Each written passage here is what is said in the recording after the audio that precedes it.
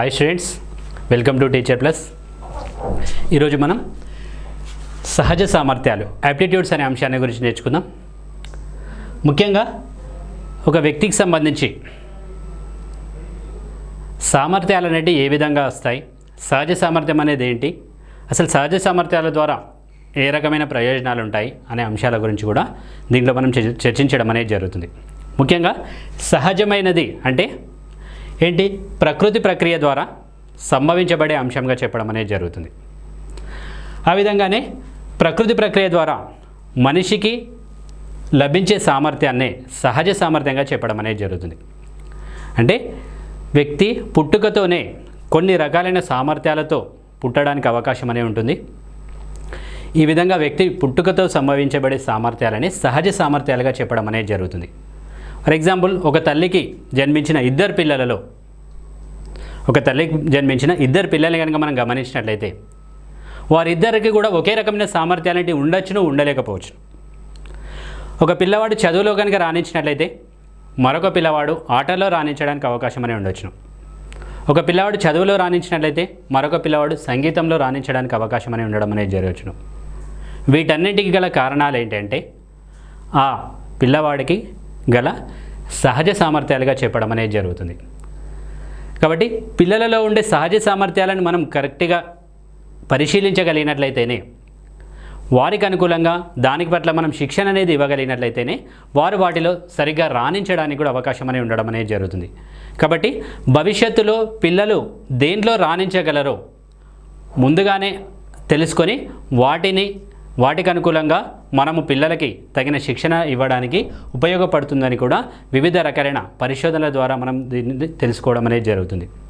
Okay, అదేవిధంగా అసలు సహజ సామర్థ్యం అంటే ఏంటి? సహజ సామర్థ్యము భావన, అర్థం.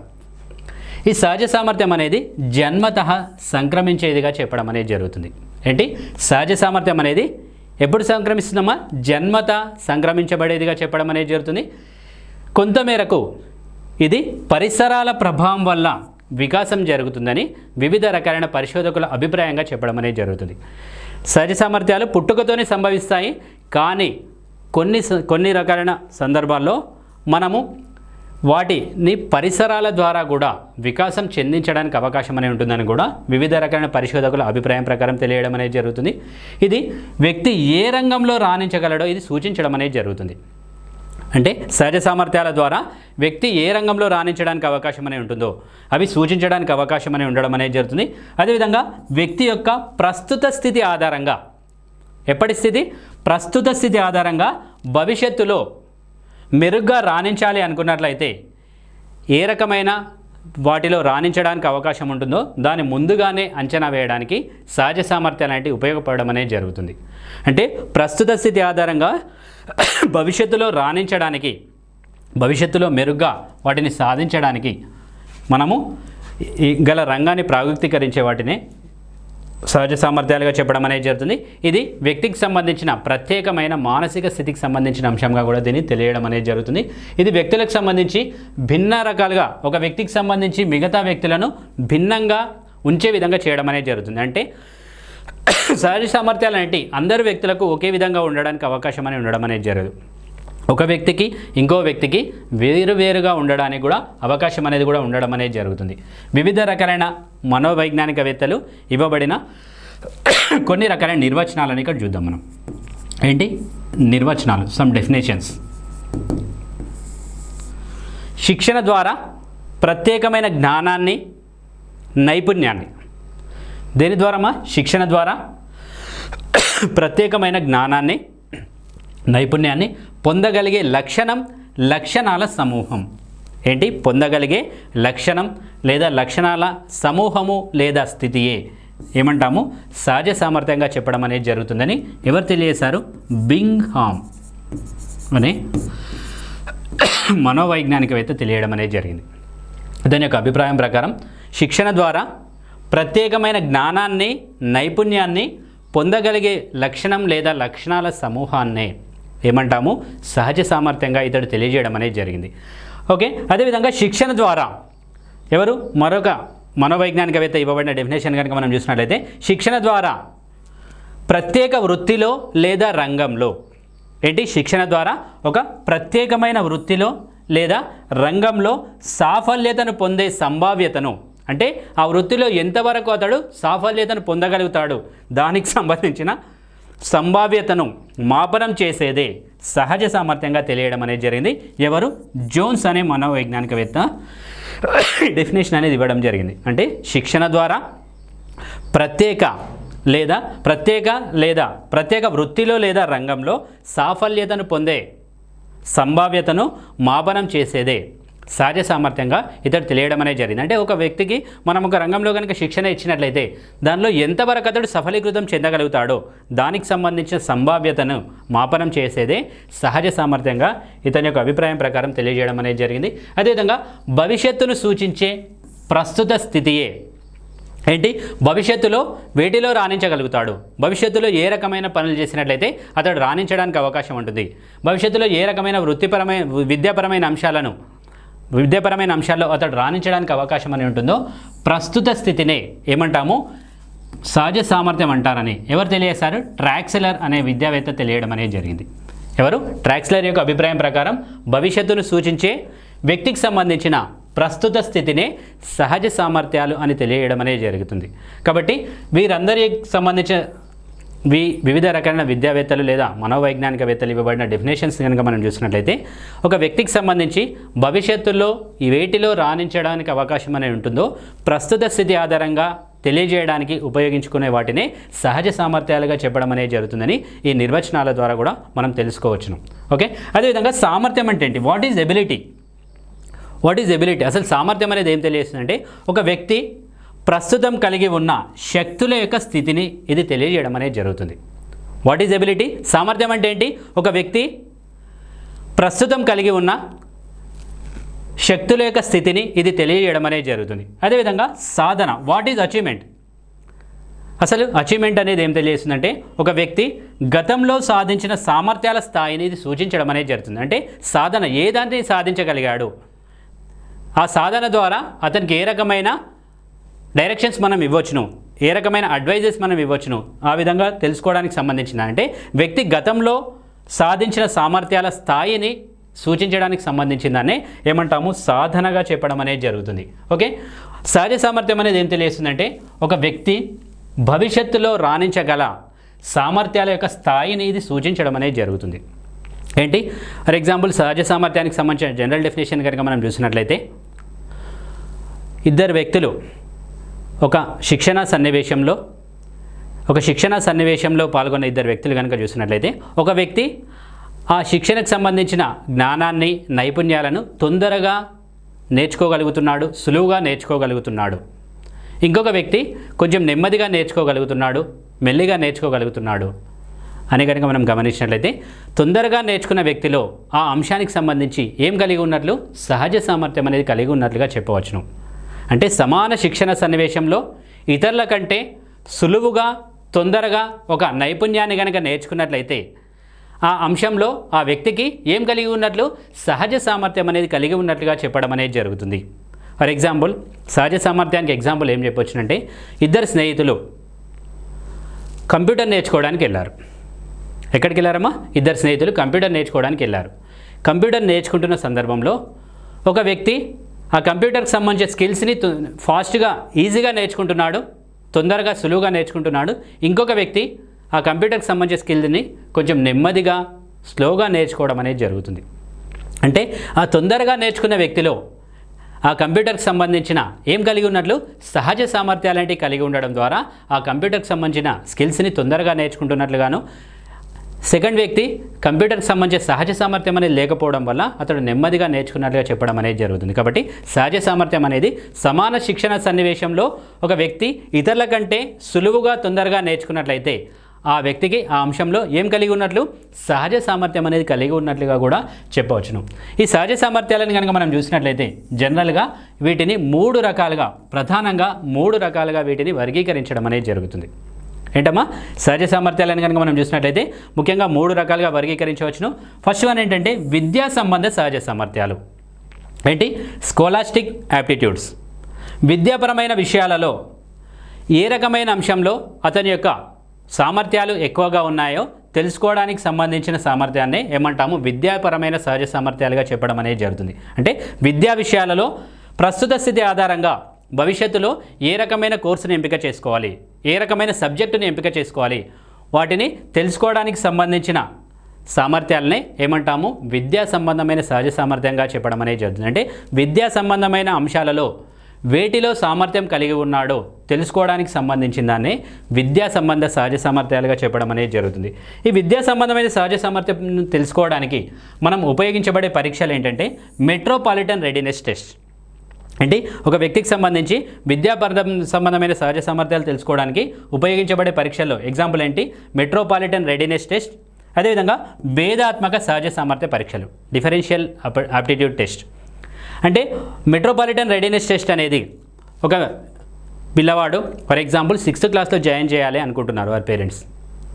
అతనికి ఆ 6th క్లాసులో జాయిన్ కావడానికి అంటే ముందు ఏ రకమైన సామర్థ్యాలు కలిగి ఉండాలో తెలుసుకోవడానికి అనుకూలంగా ఉండే విధంగా ఏం చేస్తాము, మనము అతనికి ఒక టెస్ట్ అనేది కండక్ట్ చేస్తాము. వాటినే మెట్రోపాలిటన్ రెడీనెస్ టెస్ట్గా చెప్పడం అనేది జరుగుతుంది. అంటే ఆ సబ్జెక్టు కానీ ఆ కోర్సు కానీ అతడు చదువుకోవడానికి రెడీగా ఉన్నాడా లేడా తెలుసుకోవడానికి అనుకూలంగా ఉండే విధంగా ఈ టెస్ట్ అనేది కూడా కండక్ట్ చేయడం అనేది జరుగుతుంది. ఇది విద్యా సంబంధమైన సహజ సామర్థ్యానికి సంబంధించిన పరీక్షలకు సంబంధించిన ఎగ్జాంపుల్. అదేవిధంగా భేదాత్మక సహజ సామర్థ్య పరీక్ష, డిఫరెన్షియల్ ఆప్టిట్యూడ్ టెస్ట్. అదేవిధంగా నెక్స్ట్ వన్ వృత్తి సంబంధ సహజ సామర్థ్య పరీక్షలు. ఏంటి, వొకేషనల్ ఆప్టిట్యూడ్ టెస్ట్. ఒక వ్యక్తి సుఖవంతమైన సంతోషవంతమైన జీవితం గడపాలి అనుకున్నట్లయితే అతడు ఏ రకమైన వృత్తిని ఎంపిక చేసుకున్నట్లయితే బాగుంటుంది, ఏ రకమైన వృత్తిలో అతనికి సామర్థ్యాలు కలిగి ఉన్నాయో తెలుసుకోవడానికి సంబంధించిన పరీక్షనే ఏమంటాము వృత్తి సంబంధమైన సహజ సామర్థ్య పరీక్షలుగా చెప్పడం అనేది జరుగుతుంది.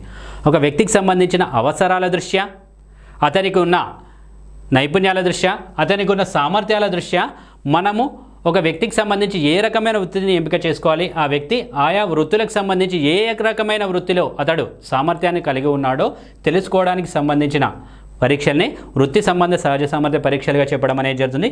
దీంట్లో ఈ వృత్తి సంబంధ సహజ సామర్థ్య పరీక్షలు తెలుసుకోవడానికి ఏంటి యాంత్రిక సహజ సామర్థ్య పరీక్షలు అనేవి కూడా ఉపయోగించడం అనేది జరుగుతుంది. అంటే వివిధ రకాలైన యంత్రాలను ఏ విధంగా ఉపయోగించగలుగుతున్నారు, ఒక వస్తువు కనుక తన ముందు కనుక ఉన్నట్లయితే దాన్ని విద్యార్థులు ఏ విధంగా ఉపయోగించగలుగుతున్నారు, ఆ విధంగా తెలుసుకోవడానికి అవకాశం అనేది ఉండడం అనేది జరుగుతుంది. అదేవిధంగా దీంట్లో అంగుళీ నైపుణ్య పరీక్షలు అనేవి ఉండడం అనేది జరుగుతుంది. ఏంటమ్మా, ఫింగర్ డెక్స్టెరిటీ టెస్టు. అదేవిధంగా శ్రవణ నైపుణ్యాలకు సంబంధించి ఏంటి, ట్వీజర్ డెక్స్టెరిటీ టెస్ట్, అంగుళీ నైపుణ్యము. అదేవిధంగా నెక్స్ట్ అంగుళీ నైపుణ్యంతో పాటు ఏంటి,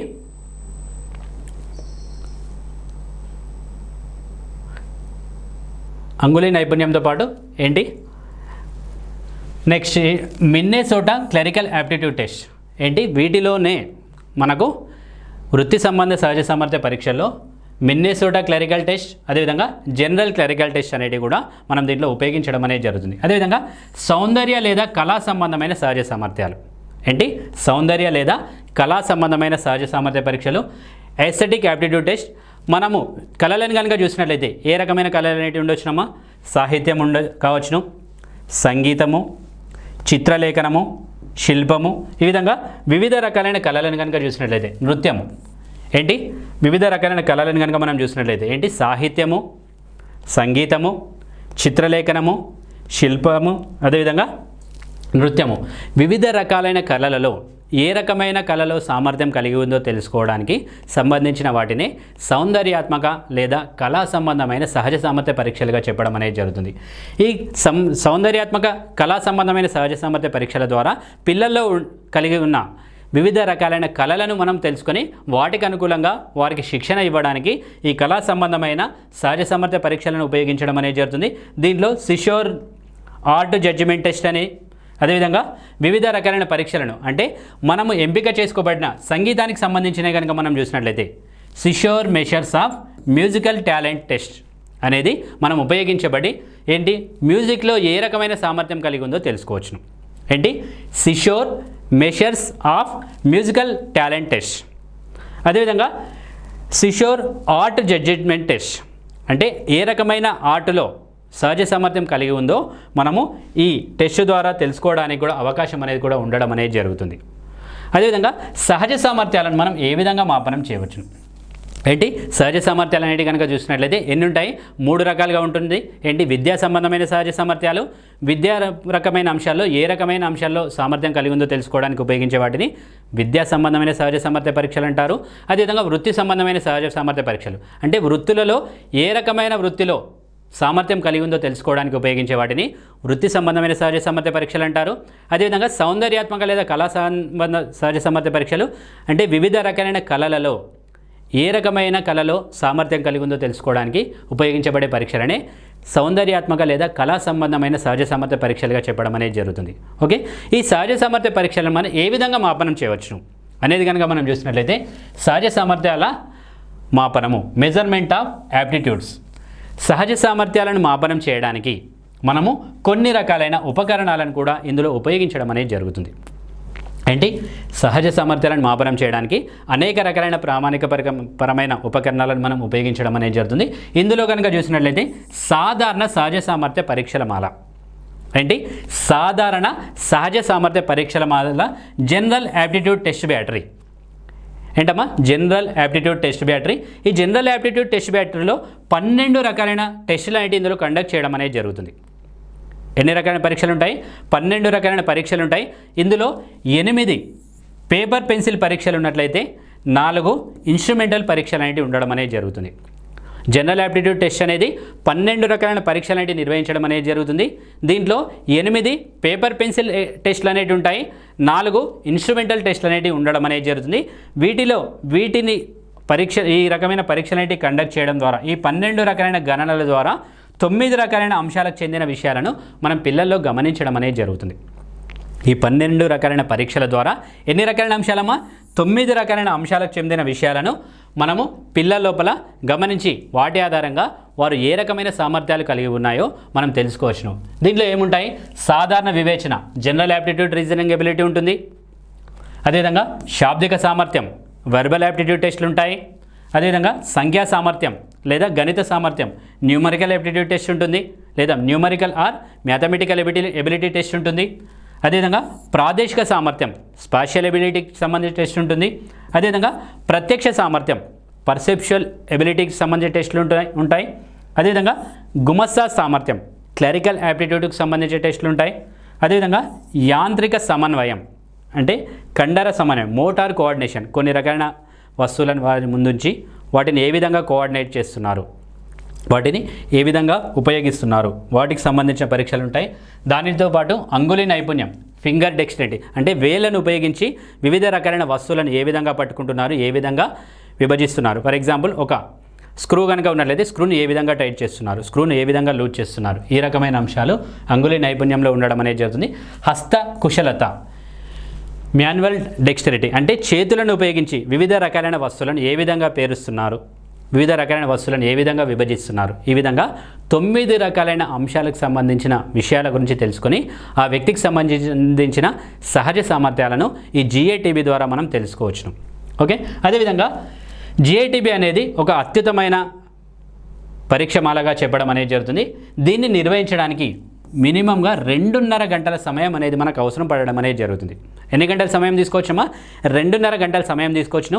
ఏకదాటిగా కంటిన్యూస్గా 2.5 గంటలు అనేవి కాకుండా ఈ 9 పరీక్షల్లో ఒక 2 పరీక్షలు నిర్వహించి కొంచెం విరామం ఇచ్చేసి ఆ తర్వాత ఇంకో 3 పరీక్షలు నిర్వహించి ఇంకో విరామం ఇచ్చేసి ఈ విధంగా మనకు ఆ పరీక్ష నిర్వహించడానికి కావాల్సిన సమయాన్ని మీద ఆధారపడి పిల్లలకు మధ్యలో విరామం అనేది ఇచ్చుకుంటూ కూడా ఈ పరీక్ష అనేది కూడా మనం నిర్వహించడానికి కూడా అవకాశం అనేది కూడా ఉండడం అనేది జరగాలి. అదేవిధంగా గుమస్తా అభిరుచి నికష క్లరికల్ యాప్టిట్యూడ్ టెస్ట్. ఈ నికష అనేది ప్రత్యేకమైన సామర్థ్యాలను మదింపు చేయడానికి తోడ్పడడం అనేది జరుగుతుంది. ఏంటి స్పెషల్ ఎబిలిటీస్ని మనము ఐడెంటిఫై చేయడానికి ఈ పరీక్ష అనేది ఉపయోగపడుతుంది.